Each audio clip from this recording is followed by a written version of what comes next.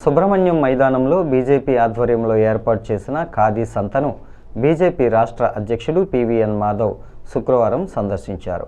ఖాదీ వస్త్రాలు వినియోగిస్తామని మాధవ్తో MLC Somu Veerraju, MLA Nallamilli Ramakrishna Reddy, BJP నాయకులు ప్రతిజ్ఞ చేశారు.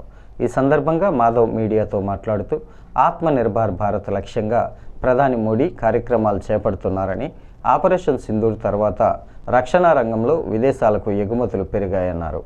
దేశ ఆర్థిక స్వావలంబన కోసం మరోసారి స్వదేశీ ఉద్యమం చేపట్టాలని, స్వదేశీ వస్తువులనే వినియోగించాలని ప్రధాని మోడీ పిలుపునిచ్చారని అన్నారు.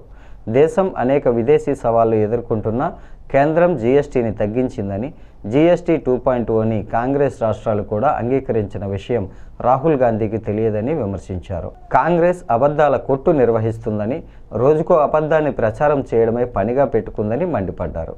బీజేపీ జిల్లా అధ్యక్షుడు పిక్కి నాగేంద్ర, ఖాదీ సంత కన్వీనర్ క్షత్రియ బాలసుబ్రహ్మణ్య సింగ్, బీజేపీ రాష్ట్ర నాయకులు చౌదరి, రొంగల గోపి శ్రీనివాస్, నర్సిపల్లి హారిక, కోడూరి లక్ష్మీనారాయణ, కురగంటి సతీష్, అడబాల రామకృష్ణ, పన్నాల లక్ష్మి, సంతోషి, పడాల నాగరాజు, బోరా రామచంద్రరావు, వీరాంజనేయులు, గుర్రాల వెంకట్రావు, మద్దిపాటి రజనీ తదితరులు ఈ కార్యక్రమంలో పాల్గొన్నారు. కార్యక్రమాలు చేయటం జరిగింది. ఖాదీ సంత అనేది ఒక ఎగ్జిబిషన్ కాదు. దేనికోసమైతే మన దేశానికి సంబంధించిన అనేక మంది స్వతంత్ర సేనానులు నవ్వుతూ ఉరికంబానికి ఎక్కి బ్రిటిష్ తూటాకి బలై ఏ తంత్రం కారణంగా మనకి స్వతంత్రం వచ్చిందో దాన్ని మరొకసారి ఈ దేశంలో తీసుకురావాలనే ఒక ఆలోచనతోనే ఈ యొక్క ఖాదీ సంతలు పెద్ద ఎత్తున పెట్టాలని చెప్పి నిర్ణయించుకోవడం జరిగింది.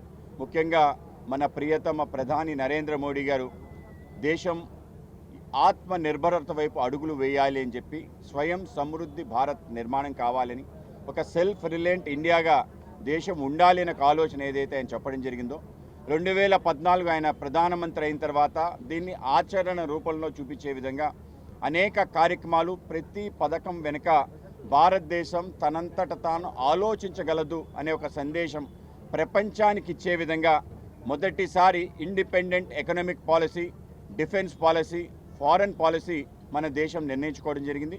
మనందరికీ తెలియాల్సిన అంశం ఏంటంటే, మనకి సంబంధించిన ఏ అంశాలు కానీ, మనం ఆర్థిక విధానం ఏ విధంగా ఉండాలి, బ్యాంక్ ఇంట్రెస్ట్ రేట్ ఎంత ఉండాలి, ఏ కంపెనీలకి మనం ఇన్సెంటివ్లు ఇవ్వాలి, ఎవరిని ప్రోత్సహించాలి, దేనికి ఎఫ్డిఏ అలౌ చేయాలి అనే అన్ని విషయాలు కూడా నియంత్రణ విదేశాల్లో ఉండేది. విదేశీ ఇన్స్టిట్యూషన్స్ ఏవైతే ఉన్నాయో అవి మనకి నియంత్రించే ఒక పరిస్థితి ఉంది.